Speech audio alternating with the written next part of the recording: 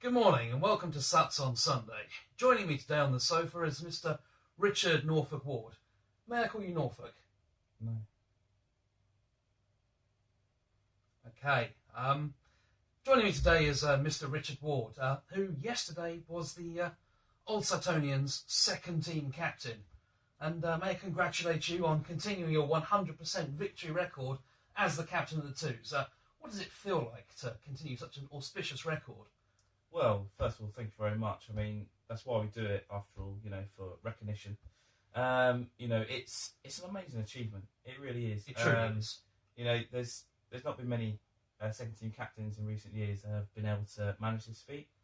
And I've stepped up to it, and it's been amazing. It's been great. The team have been great for me, and we've got the results we wanted. I've got to say, it was an honour to play with you, for you. Thank you. You were inspirational throughout the match. Yeah. Now, I understand that the captaincy wasn't decided on before the match. I believe it was thrust upon you. I mean, how do you cope with that? I mean, what was it, 15 minutes before the match and you were asked to step up? What goes through your mind? Well, I'm always there ready. I'm always willing to accept any power, responsibilities thrust upon me. It's one of those moments. And I had my captain's armband ready. I just anticipated it. The regular captain wasn't available, carrying an injury. Someone's got to step up. That someone had to be me. That was a fantastic job too. It was a true Sutts performance with plenty of heart. So talk us through from the kickoff. So from the kickoff. Unfortunately, the only loss of the day was the toss. The opposition chose to change sides and run uphill first half. Wrong mistake. So we decided to kick off. We scrummaged very, very well from the off, and pinned the opposition in their own 22 very early on.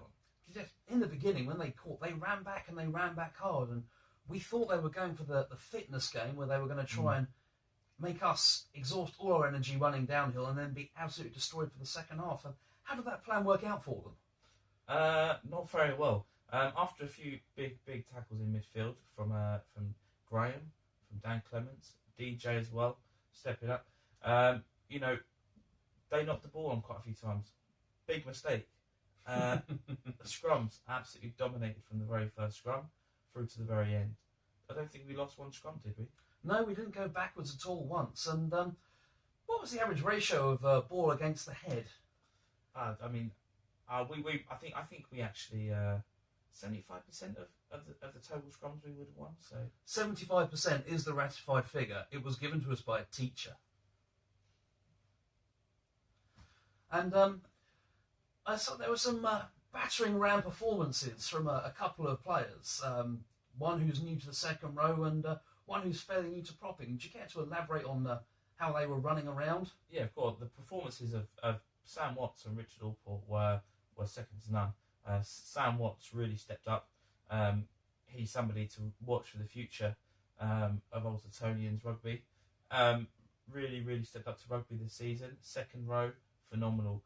With the partnership of Adam Pearson and Sam Watts behind us in the front row, it was fantastic. Now, I don't believe we actually have any video, but we are going to cut away now to an artist's impression of the running of Sam Watts and Richard Allport, who were like freight trains going up and down the pitch. Here, have a look at the picture.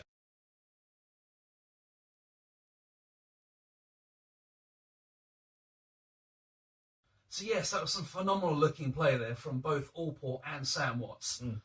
Absolute powerhouses running down the pitch, as the pictures just show.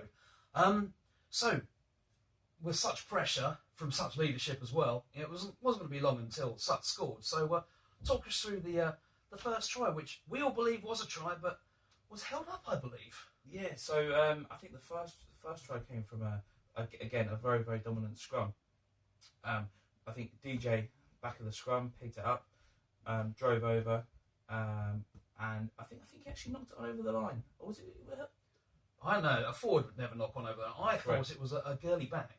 It seemed to be a theme for the day, really. Yeah, correct. Another scrum we had, we turned it over, as expected.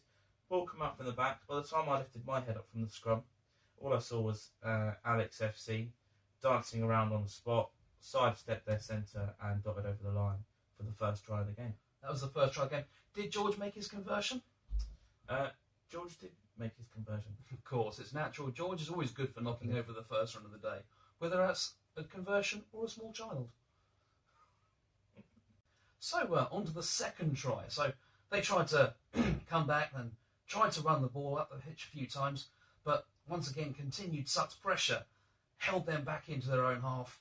The gravity assist of the ever so slight incline of Priest's Hill, rather level there, that helped us, and very soon, with some darting runs from FC, we were very near in the bottom right-hand corner. And talk us through what happened from Alex FC being so close to the line to the scoring of the second try. Correct. So obviously, he darted so far into the line. There was no 9 at the back of the ruck. 5 metres from the try line. I mean, you would expect a forward to pick and go. That would just be greedy. You know, not this forward. The excellence of Ian Podger stepped up at the back of a ruck, deadly from 2 inches. We know he spun the ball out to George, who perfectly stepped inside his man, offloaded to moi, and of course I ran through 2 or 3, maybe 4 defenders at least with a couple on my back, and darted down on the line. Would you say that's some of the best 9-10 interplay you've ever seen, and also been lucky enough to receive the ball from? Oh, I mean, I would have been able to score if there wasn't that 9 and 10 combination. And that's coming from you. You know, so speaks a lot. It's absolutely fantastic. And then, obviously, did George step up again?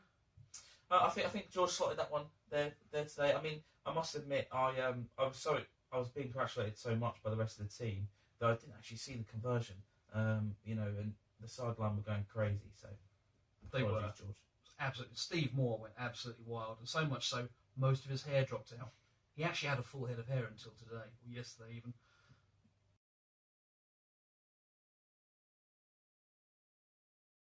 Now, I understand it wasn't a completely one-sided affair.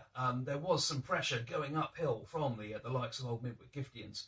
And at one point, George was even forced to use his amazing range of boot to give us a clearance. And they had a very fast back three, and they looked to attack back. But in this case, we had the youth and pressure of James Wyatt chasing them down. So if you'd like to inform the audience of what went on next. Yeah, so as you say there superbly, actually, I might add, George Wales chipped the ball over fantastically over the line.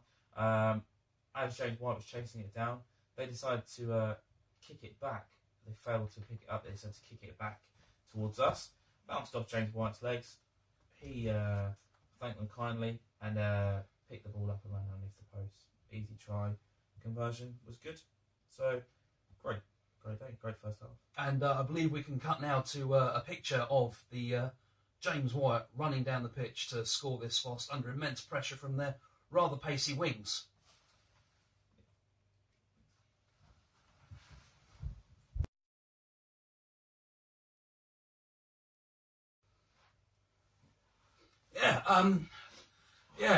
A fantastic try from Mr. Wyatt. The Sutts were elated at the third try, and to say we were high as a kite was an understatement. So I believe there was one more try in the first half. Correct. I think again, once again, the scrums. I think from the kick-off from James White's try, the ball went straight out. Or it didn't go 10 metres, I believe. It didn't go 10 metres because their kicker was a bit shit. So we just opted for the scrum rather than the kick. Our scrums were phenomenal after all. Won the scrum. George and Graham and Clemo marched us back up the pitch for their fantastic play, which led then to forward Rhino pick and goes in the 10 metres from the line, which I then believe led to a ruck very, very close to the line. At which point George was marshalling the troops because the ball was being called for a flash left. However, whilst some fly halves have vision, they don't have the leadership. And I believe it was the captain who was screaming at the top of his lungs for a different call. Talk us through what was going through there. Yeah, so I think obviously George and the rest of the team were lined up left as the ball was level of the right side of the post. And at that point, I realised there was myself and Chris Coleman on the right side of the ruck, with only one defender.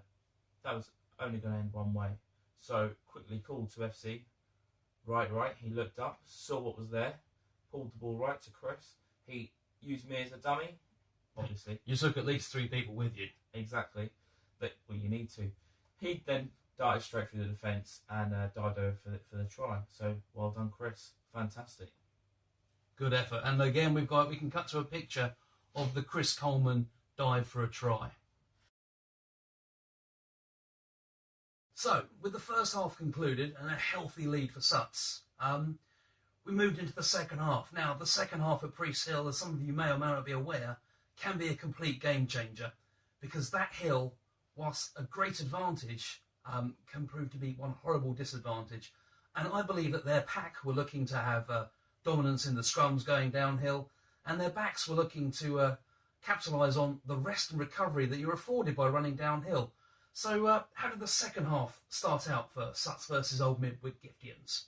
Well, as we were warned in the team talk by a veteran of Old Suttonians, Adam Pearson, we were told the first 20 minutes of the second half, we tend to drop off, we tend to let the opposition get back in the game. It's snoozy time. And it did seem to happen a little bit. We seemed to step off the gas with our tackling, with our defence, giving away a few penalties as well, which allowed the opposition to take quick pens and get a try early doors in the second half. But I believe there was some ferocious pressure at the beginning. Sutts were pinned back into their 22, but in the final 10 metres, there was a slight problem because Greens had a scrum. Of course. And we know what happens when scrum time comes down. Scrum time's fun time. Now, normally it's quite difficult to push a team backwards up a hill, but the Sutts stepped up, and it was only through the inspiration of having the captain still on the pitch and hooking that gave us the impetus to produce such a performance. In the times of a real stitch up, I had to have the balls. It's very important as the captain to avoid, a lack of bollocks when you feel like you're being stitched by the hill. But luckily we had a man who's got 2 fine functioning cojones, and he led us onwards. Well, not my words. But yeah, as the pressure continued, great defensive tackling from James Wyatt on the wing, Chris Coleman on the other wing, Jack Nelson at fullback as well with some great covering tackles. Darren and DJ in the back row in particular. Darren actually then went off after injuring himself after many tackles in the most of them with his head. Correct. As usual, he learned from the best. Me. So with sustained, what was supposed to be sustained pressure from Old Midwood Giftians, and their newfound belief that they would be running down the hill at us all afternoon, and that we'd then get even more tired from running back up at them, that didn't quite go to plan for them. What happened?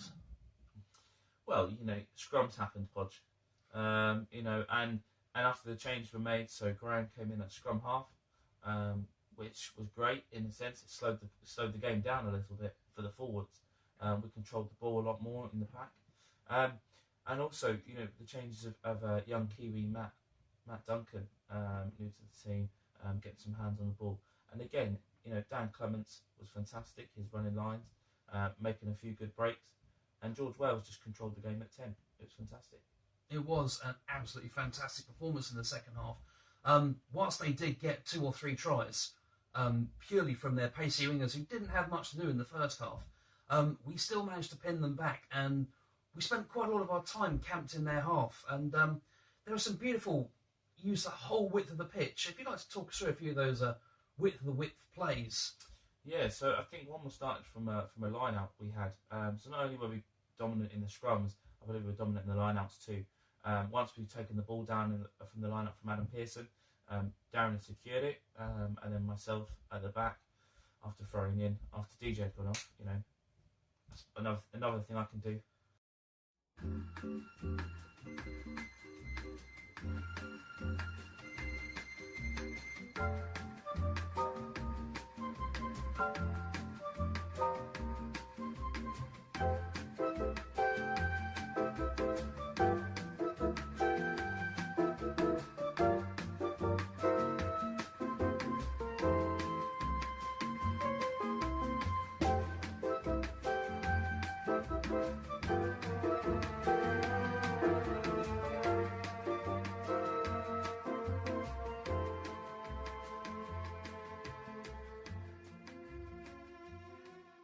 At which point, as you can see from the images very soon, we drove them all backwards, about 10-15 metres, I believe. Yes. Got the ball out to George, spread the ball very wide out to the one wing.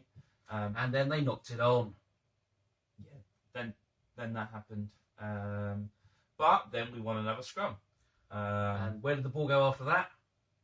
To the backs, out to the other side of the pitch. And then they knocked it on. And then that happened again. It happened a few more times. But we were so good in the scrums that George Wales was actually calling backs moves on their put-in. So that says something. And the forwards asked George to put in a new backs move called "Please knock it on in the 10 channel. We're fed up of hauling our asses all the way to the other side of the pitch for another fucking scrum." Oh, you're not. But then after these many moves, we got the ball back in the forwards where it belonged. We picked and drove over the Rhino. We rhinoed the ball up to the try line. Rich Allport pick and go away. Start again. And after much pressure from the ball going side to side, we actually forwards got the ball back where it belonged. We held on to the ball. We rhinoed the ball forwards. Rich Allport picked the ball up, drove as hard as he could. Sadly, getting held up by about 4 or 5 players from midwits and drove him back. So he managed to present the ball backwards. Jack Nelson, of all people, was there. Deciding that he was a back that could hold on to the ball, therefore he must be a forward. I think he was the tallest player, obviously, on the pitch, so he was able to stretch over and dot the ball down. Well, by dot the ball down, he actually had 37 stone of old Suttonian helping him down in the shape of Pearson and myself. So we'll call that a team try, I believe, a team try. Sorry, Jack. Twat. Here is the answer's impression. So yeah, unfortunately, the last try of the match was from Old Midwit Gifts. After one of their pacey wingers finally got unleashed into a bit of space, made it on there. But Sutts finished the day with 5 tries scored against their 3. Dominant performance going down the hill, even more dominant going up the hill, providing them no advantage whatsoever against a tired team in the second half. And it's got to be thanks to your captaincy, Rich. Well, thank you, Podge. I mean, it was on the day. Someone did ask me to turn a bottle of water into wine, for example, and as I said to them, not all heroes wear capes. But I'm there, ready to step up when needed. Josh Fazani, if you're watching this, just give me a call, ever needed within the ones. Just where I am. Thank you very much for watching Sutts on Sunday. I've been Podge. This has been Richard Ward, and stay tuned for Cooking with Seaman next with Adam Pearson.